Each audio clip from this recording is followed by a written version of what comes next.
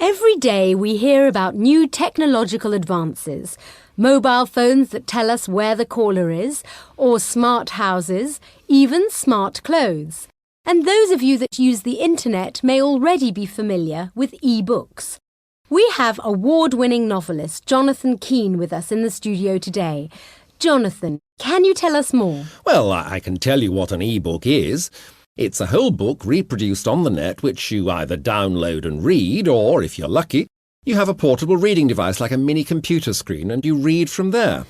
As a writer of fiction, how do you feel about this kind of technology, Jonathan? I'm afraid I have to say that I can't stand it. It takes all the excitement out of reading. At the moment, reading an e-book means choosing from a list selected by the publishers. In a bookshop, you choose. And then, how do you make that choice? You look at the jacket. It's got a cover design that attracts you. You might like the colours, for instance. Well, then you open the book. You read what it says about the author on the inside, or read about the book itself, or what the critics have said.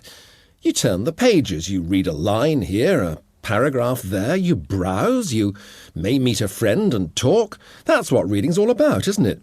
Now, just compare that experience with reading some pages downloaded from your PC. Sorry to break in, Jonathan, but don't e-books give writers the opportunity to avoid going through publishers?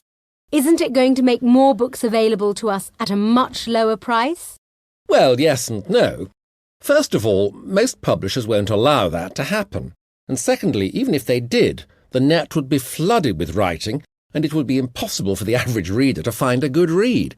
In addition, the technology involved isn't fully developed yet, and portable reading devices are very expensive.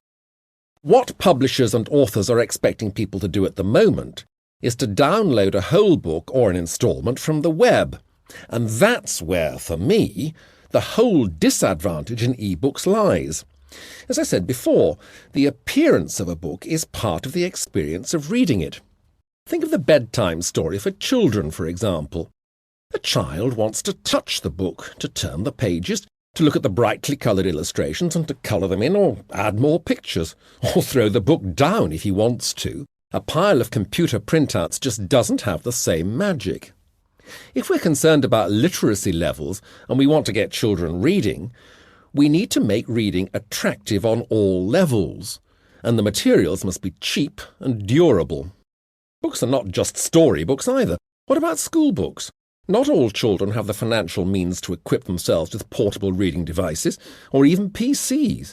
If we didn't have traditional books, thousands of children would have no access to education. Or gifts. Many books are given as special gifts. Some of them are very beautifully presented editions on art, architecture or travel, which people use as decorative objects in their homes and pick up now and again to look through. However good the graphics, an e-book can't serve the same purpose. Or reference books. There are many reference works available online, and to be frank, I think this is where e-books work best. But still, when you look something up in a real book, you always tend to read other items around the one you've searched for. So you learn more. Online, you go straight into the information you've requested and nothing more. What I really feel is that e-books only serve one purpose. That is, providing information, while the traditional book does that and much more.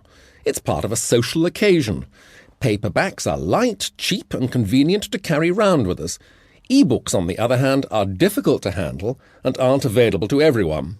And for the time being, it requires expensive equipment to be able to access them.